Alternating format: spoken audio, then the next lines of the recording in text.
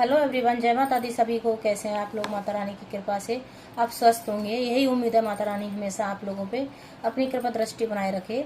तो मैं आपको एक वीडियो लेके आई हूँ और ये वीडियो है सावन के ऊपर, क्योंकि सावन आने वाला है और सावन मास कब से स्टार्ट होने वाला है और कब समापन होगा उसका, और रक्षाबंधन कब है और हरियाली तीज कब है, इसी के ऊपर है। और सावन में हमें 5 नियम कौन कौन से पहले ही अपना लेने चाहिए हमारी ज़िंदगी में। हमें पहले ही 5 तैयारी पहले ही कर लेनी चाहिए सावन से पहले, क्योंकि सावन का सबसे पवित्र महीना होता है।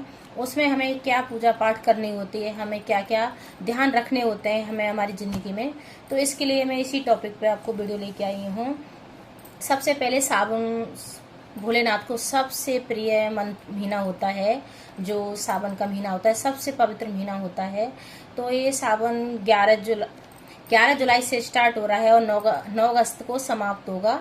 तो सावन का डेट नोट कर लें, जो भी 11 जुलाई से 9 अगस्त को समापन होगा सावन का मंथ। अब इसमें आता है कि इसमें सोमवार कितने पड़ रहे हैं। इसमें सोमवार 4 पड़ रहे हैं। बहुत लोग, बहुत जगह लेडीज हैं सावन जैसे 4 सोमवार पड़ते हैं तो 5 भी रखती हैं। तो कोई लास्ट का भी रख लेती है, कोई पहले स्टार्ट कर लेती है। जो सावन का महीना पहले पड़ता है तो उससे पहले एक सोमवार होता है, उससे पहले स्टार्ट कर लेती है। बहुत लोग 4 ही रख लेते हैं। जो आपकी सामर्थ्य के अनुसार आप कर सकते हैं। आपको 4 रखना है तो 4 रख सकते हैं। अगर आपको 5 रखना है तो 5 सोमवार रख सकते हैं, या तो लास्ट में रखें या पहले रखें। अब आता है हरियाली तीज कब है, क्योंकि हरियाली भी तीज खूब धूमधाम से मनाई जाती है और हरियाली तीज का व्रत भी रखती हैं लेडीज। तो किस हरियाली तीज है? 27 जुलाई को है। ये भी नोट डाउन कर लें आप कि हरियाली तीज कब है। 27 जुलाई को है। अब आता है हमारा रक्षाबंधन, में लास्ट में बताऊंगी। तो हमें करना क्या है, तो हमें जैसे हम भोलेनाथ की हमें पूरे महीना पूजा पाठ करना है और उसमें हमें किन की चीज़ों का ध्यान रखना है और कौन सी चीज़ें हमें पहले ही दुकान से लाके रख लेनी है घर में। तो पहले हमें जैसे तांबे का जो लोटा होता है उसमें लोग मीठा डाल के और दूध डाल के जल चढ़ाते हैं। ऐसा नहीं करना चाहिए भोलेनाथ पे कभी भी। मतलब जो लोटा होता है जो तांबे वाला, उसमें कभी भी दूध डाल के नहीं डाला जाता है, चढ़ाया जाता है भोलेनाथ पे, क्योंकि वो मुद्रा समान हो जाता है। उसको नहीं चढ़ाया जाता है, वो खंडित माना जाता है।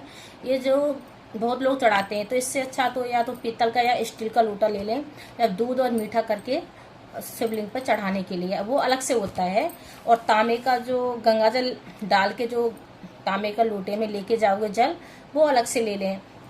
अगर सामर्थ्य के अनुसार है, अगर कोई भी स्टील के लोटे में मीठा दूध बना के, पंचामृत बना के भोलेनाथ की सेवा करना चाहता है, जिस प्रकार से आपको सामर्थ्य उस प्रकार से कर सकते हैं।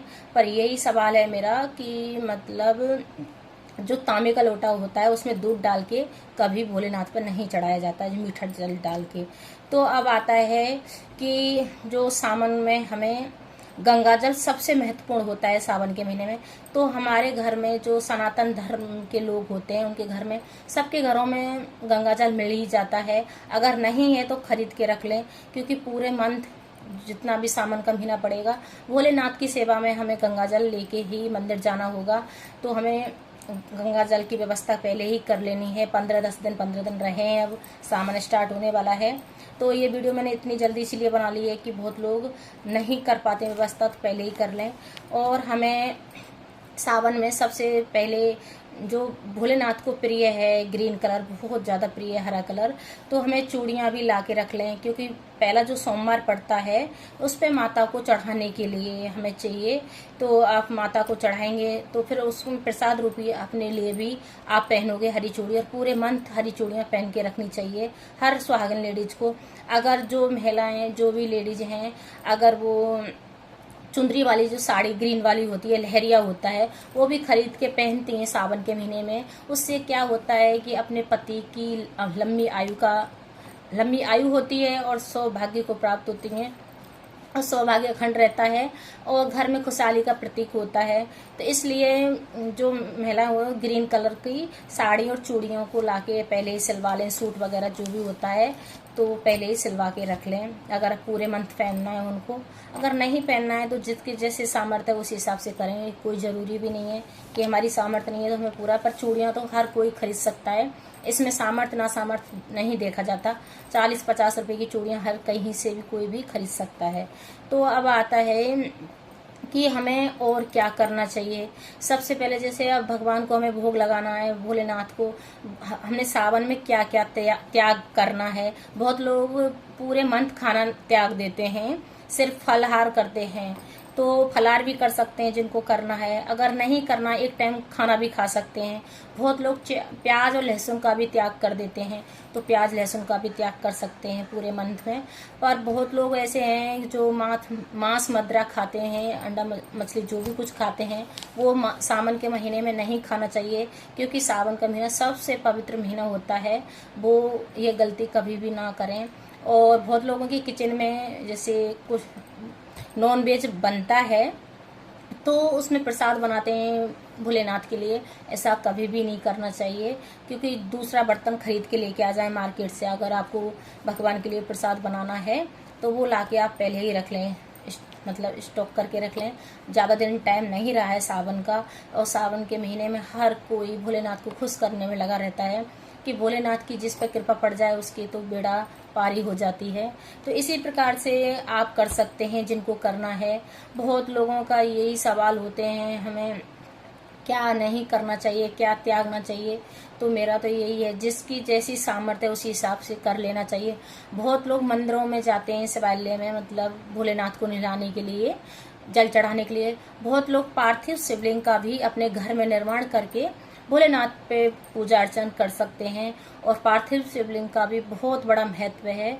अगर आप महीने में 2 बार पार्थिव शिवलिंग का भी निर्माण कर रहे हैं तो आपकी बेड़ा पार है, मतलब घर में खुशहाली का कोई भी ठिकाना नहीं होता है।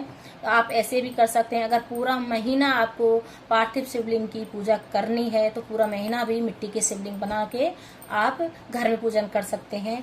और शिवलिंग कैसे बनाए जाते हैं इसकी वीडियो में और कल 1-2 दिन में डाल दूंगी कि पार्थिव शिवलिंग कैसे बनाया जाता है, किस तरह से पूजा अर्चन कर जाती है, उसका विसर्जन कैसे किया जाता है, ये इसके सारे नियम होते हैं। फिर आता है कि रक्षाबंधन कब है।